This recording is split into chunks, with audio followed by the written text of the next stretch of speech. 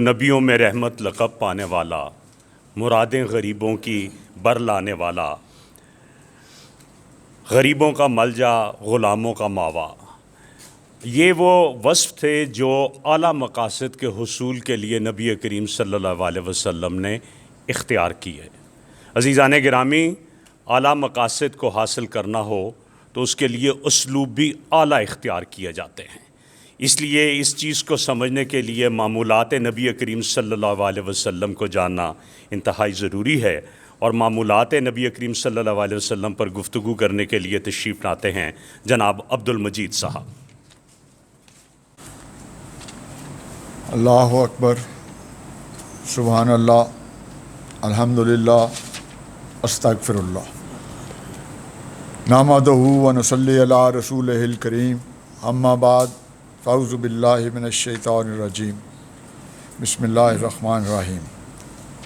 آج کے مبارک دن کی مناسبت سے میں رسول اللہ صلی اللہ علیہ وآلہ وسلم کے روزانہ کے معمولات کا ایک سرسری سا خاکہ آپ سب کے سامنے رکھنا چاہتا ہوں، تاکہ ہم یہ جان سکیں کہ آپ صلی اللہ علیہ وآلہ وسلم کون سا کام کس وقت اور کتنے دورانیے میں کیا کرتے تھے۔ رسول اللہ صلی اللہ علیہ وآلہ وسلم نے سیدنا داؤد علیہ السلام کے رات کے 1/3 قیام کو اللہ کے ہاں پسندیدہ قرار دیا۔ آپ صلی اللہ علیہ وآلہ وسلم فرماتے ہیں کہ جب رات کی آخری تہائی ہوتی ہے تو اللہ آسمان دنیا پر نزول فرماتا ہے۔ حدیث کی کتابوں میں درج روایات کے مطابق آپ صلی اللہ علیہ وآلہ وسلم رات کی آخری تہائی سے پہلے بیدار ہو جایا کرتے تھے۔ سیدہ عائشہ رضی اللہ عنہا سے پوچھا گیا کہ آپ صلی اللہ علیہ وسلم قیام اللیل کے لیے کب اٹھتے تھے؟ انہوں نے جواب دیا کہ آپ صلی اللہ علیہ وآلہ وسلم مرغ کی اذان سن کر بیدار ہو جایا کرتے تھے۔ اگر ہم پاکستان میں رات کو 3 حصوں میں تقسیم کریں تو آخری تہائی سردیوں میں تقریباً 3 بجے اور گرمیوں میں تقریباً 2 بجے شروع ہو جاتی ہے۔ ہم کہہ سکتے ہیں کہ آپ صلی اللہ علیہ وآلہ وسلم یہاں کے حساب کے مطابق سردیوں میں 3 بجے سے پہلے اور گرمیوں میں 2 بجے سے پہلے بیدار ہو جایا کرتے تھے۔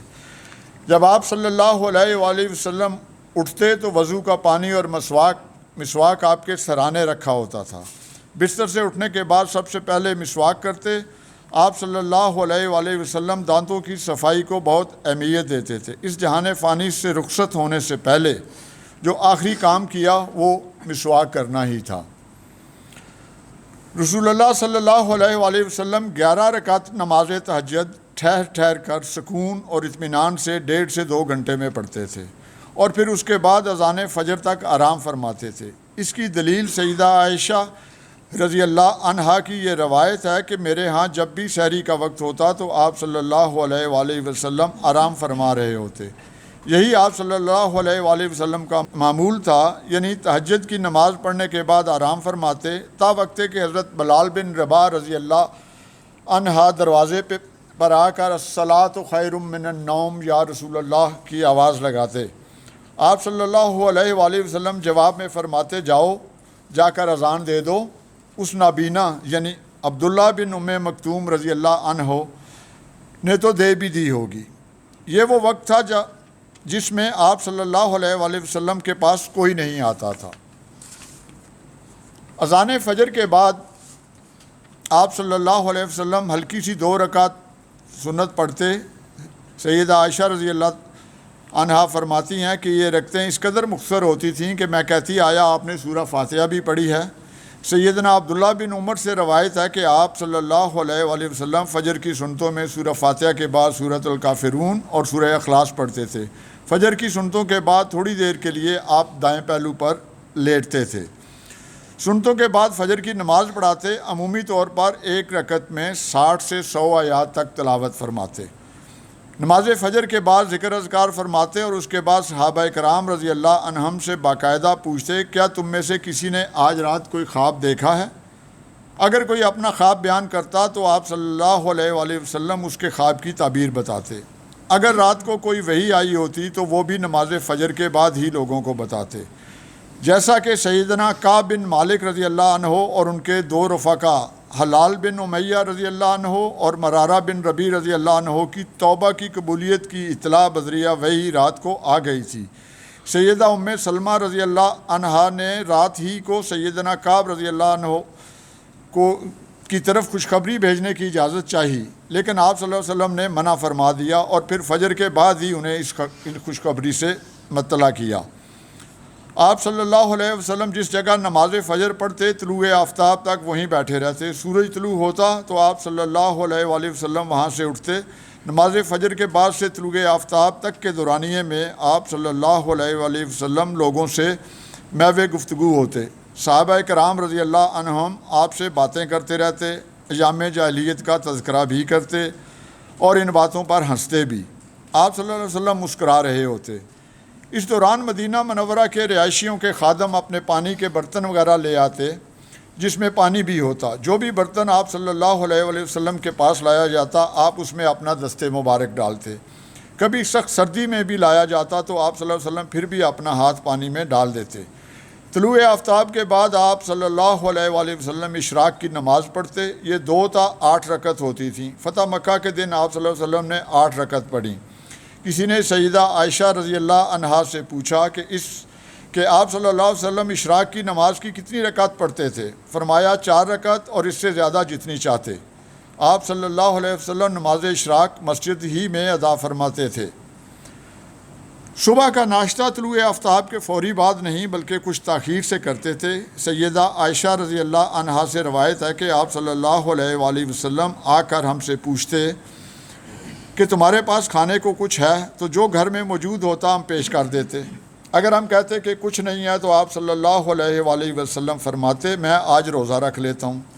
حضرت جویریہ رضی اللہ عنہا اور حضرت ماریہ قبطیہ رضی اللہ عنہا کے ہاں جو کی روٹی تیل زیتون لگا کر اور اس پر زعتر چھڑک کر آپ صلی اللہ علیہ وآلہ وسلم کو ناشتے میں پیش کی جاتی۔ احادیث میں آتا ہے کہ رسول اللہ صلی اللہ علیہ وآلہ وسلم دن کے ابتدائی حصے میں برکت کی دعا کی۔ اسی لیے اگر خود کہیں جانا ہوتا تو آپ صلی اللہ علیہ وسلم ناشتہ کے بعد روانہ ہو جاتے۔ جیسا کہ ایک دن سیدنا عتبان بن مالک رضی اللہ عنہ نے آپ صلی اللہ علیہ وسلم کو اپنے ہاں آنے کی دعوت دی تو آپ صلی اللہ علیہ وسلم نے فرمایا میں عنقریب ایسا کروں گا، اور اگلے دن پہلے پہر آپ صلی اللہ علیہ وسلم سیدنا ابو بکر رضی اللہ عنہ کو ساتھ لے کر ان کے ہاں پہنچ گئے۔ آپ صلی اللہ علیہ وسلم مسلمانوں کے ایک دوسرے پر حقوق کا مکمل خیال کرتے اور لوگوں کی تیمارداری کے لیے ضرور تشریف لے جاتے۔ اگر کہیں لشکر بھجوانا ہوتا تو اسے بھی دن کے آغاز ہی میں روانہ کرتے، جیسے کہ سیدنا انس رضی اللہ عنہ غزوہ خیبر کے موقع پر خیبر پہنچنے کا وقت بتاتے ہیں کہ ہم صبح سویرے خیبر پہنچ گئے۔ اسی طرح سیدنا انس رضی اللہ عنہ کہتے ہیں کہ رسول اللہ صلی اللہ علیہ وسلم اور انصار و مہاجرین ایک سرد ترین صبح کو خندق کھودنے کے لیے نکلے۔ آپ صلی اللہ علیہ وسلم کے پاس ملاقات کے لیے اکثر لوگ پہلے پہر ہی آتے تھے۔ عہد نبوی صلی اللہ علیہ وآلہ وسلم کا یہ معمول سامنے آتا ہے کہ ناشتے سے لے کر زوال تک کے وقت میں روزانہ کہیں آنے جانے کے اور دوسرے ضروری انتظامی امور نمٹا لیے جاتے۔ یہاں میں چھوٹا سا جملہ ایڈ کرنا چاہتا ہوں کہ یہ ہمارے لیے غور کرنے کا مقام ہے کہ اس وقت تک تو ہم بمشکل ناشتے سے فارغ ہوتے ہیں۔ آپ صلی اللہ علیہ وسلم کا معمول نمازوں کو اول وقت میں پڑھنے کا تھا۔ ظہر کا وقت زوال کے ساتھ ہی شروع ہو جاتا ہے، اس لیے ہم کہہ سکتے ہیں کہ ہمارے وقت کے مطابق سردیوں میں 12 بجے کے قریب اور گرمیوں میں لگ بھگ 12:30 بجے نماز ظہر پڑھاتے تھے۔ ظہر کی پہلی سنتوں کی ترغیب دیتے اور یقیناً آپ صلی اللہ علیہ وسلم خود بھی پڑھتے تھے۔ اس کے بعد ظہر کی نماز کی امامت فرماتے۔ ظہر کی نماز عموماً 10 یا 12 منٹ پر مشتمل ہوتی تھی۔ اس کے بعد ذکر اذکار کر کے سنتیں ادا فرماتے۔ اس دوران مختلف وفود آتے جن سے آپ صلی اللہ علیہ وسلم نماز ظہر کے بعد ملاقات کرتے۔ اس وقت وفود کے آنے کا ایک پہلو یہ بھی ہو سکتا ہے کہ آنے والوں کی خواہش ہوتی کہ زیادہ سے زیادہ صحابہ اکرام رضی اللہ عنہم سے بھی ملاقات ہو جائے، جیسا کہ ایک دن ظہر کی نماز پر وفد عبد القیس کی آمد ہوئی اور آپ صلی اللہ علیہ وسلم ان میں مشغول ہو گئے۔ آپ صلی اللہ علیہ وآلہ وسلم کی ظہر کی سنتیں بھی رہ گئیں۔ پھر آپ نے وہ سنتیں عصر کے بعد سیدہ ام سلمہ رضی اللہ عنہا کے ہاں ادا کی۔ رسول اللہ صلی اللہ علیہ وسلم دوپہر کے وقت آرام بھی فرماتے تھے جسے کیلولہ کہا جاتا ہے۔ آپ صلی اللہ علیہ وسلم کے خادم خاص سیدنا انس بن مالک رضی اللہ عنہ عنہا فرماتے ہیں میں ایک دن آپ صلی اللہ علیہ وسلم کی خدمت کر رہا تھا. جب میں نے دیکھا کہ آپ صلی اللہ علیہ وسلم کی خدمت سے فارغ ہو چکا ہوں میں نے سوچا آپ کیلولہ فرما لیں. چنانچہ میں وہاں سے چلا آیا. راستے میں کچھ بچے کھیل رہے تھے. میں وہاں رک گیا اور ان کا کھیل دیکھنے لگا. اتنے میں آپ صلی اللہ علیہ وآلہ وسلم ان بچوں کے پاس پہنچ گئے, انہیں سلام کیا, پھر مجھے بلایا اور کسی کام سے بھیج دیا. اس روایت سے کیلولہ کے متعلق کچھ باتیں واضح ہوتی ہیں. ایک تو یہ کہ رسول اللہ صلی اللہ علیہ وسلم کیلولہ فرمایا کرتے تھے, جس کا سیدنا انس بن مالک رضی اللہ عنہ کو اندازہ تھا اور انہوں نے وہ لمحات آپ صلی اللہ علیہ وسلم کو فراہم کیے. دوسرے یہ کہ کیلولہ گھنٹوں آرام کرنے کا نام نہیں بلکہ یہ کچھ دیر آرام کرنے کا نام ہے, جسے ہم سستانے یا ریلیکس ہونے سے تعبیر کر سکتے ہیں. آپ صلی اللہ علیہ وسلم کو دوپہر کے اوقات میں جب بھی وقت میسر آتا آپ کیلولہ فرما لیتے. الغرض آپ صلی اللہ علیہ وسلم سفر و حضر میں کیلولہ فرمایا کرتے تھے اور امت کو بھی ان الفاظ سے تلقین فرمائی کہ دراصل کیلولہ سے انسان ایک دفعہ پھر تازہ دم ہو کر رات تک کے بقیہ امور اچھے انداز میں سر انجام دے سکتا ہے, حتیٰ کہ صبح سویرے اٹھنے کے لیے بھی کیلولہ معاون ثابت ہوتا ہے. حدیث مبارکہ میں ہمیں کھانے کے 2 اوقات کا ہی تذکرہ ملتا ہے. پہلے پہر کے کھانے کو غدا اور شام کے کھانے کو عشاء کہا جاتا ہے. سیدنا سہیل بن سعد رضی اللہ عنہ فرماتے ہیں کہ جمعہ بر وقت اور مختصر ہوتا تھا, اس لیے جمعہ کے دن صبح کا کھانا یعنی ناشتہ اور کیلولہ نماز جمعہ کے بعد ہی فرماتے. پہلے پہر کے کھانے کے متعلق ایک اور روایت بھی ہے. ایک دن نبی کریم صلی اللہ علیہ وآلہ وسلم سیدہ عائشہ کے ہاں آئے. چولہے پر ہنڈیاں ابل رہی تھی. آپ صلی اللہ علیہ وسلم نے پہلے پہر کا کھانا منگوایا تو آپ کی خدمت میں روٹیاں اور پہلے سے موجود گھر کا سالن پیش کیا گیا. آپ صلی اللہ علیہ وآلہ وسلم نے فرمایا کہ کیا میں نے گوشت پکتا نہیں دیکھا تھا؟ گھر والوں نے جواب دیا اللہ کے رسول بات تو اسی طرح ہے, مگر وہ گوشت بریرہ رضی اللہ عنہا کو بطور صدقہ دیا گیا تھا تو انہوں نے ہمیں ہدیہ کر دیا ہے. فرمایا وہ گوشت اس کے لیے صدقہ تھا جبکہ ہمارے لیے ہدیہ ہے. نماز عصر سے پہلے 4 رکعت کی ترغیب بھی ثابت ہے. اس سے واضح ہے کہ آپ صلی اللہ علیہ وسلم خود بھی یہ نوافل پڑھتے تھے. نوافل کے بعد آپ عصر کی نماز پڑھاتے.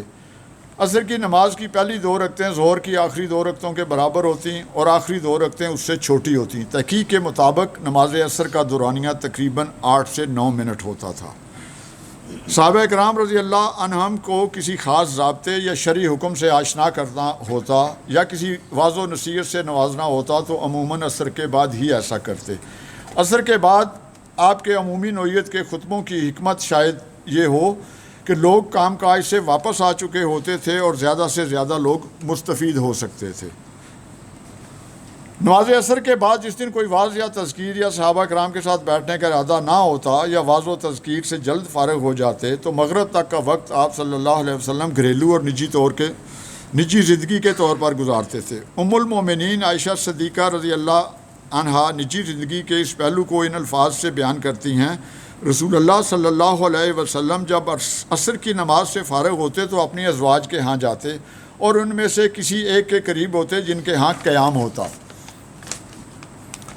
جب ازواج کے ہاں عصر کے بعد جاتے تو 2 نفل پڑھتے. سیدہ عائشہ رضی اللہ عنہا روایت کرتی ہیں کہ آپ صلی اللہ علیہ وسلم جب بھی عصر کے بعد میرے ہاں تشریف لاتے تو 2 رکعت نفل ضرور پڑھتے. سیدہ عائشہ رضی اللہ عنہا سے آپ صلی اللہ علیہ وسلم کے گھر کی مصروفیات کے متعلق پوچھا گیا تو انہوں نے بتایا کہ رسول اللہ صلی اللہ علیہ وسلم گھر والوں کے کام کاج میں مصروف رہتے, یعنی اپنی ازواج کا ہاتھ بٹاتے. اس دوران اپنے کام کاج بھی کر لیتے. آپ صلی اللہ علیہ وسلم اپنے کپڑے سی لیا کرتے تھے, اپنے جوتے گانٹھ لیا کرتے تھے. عام طور پر مرد گھروں میں جو کام کرتے ہیں وہ بھی کرتے تھے.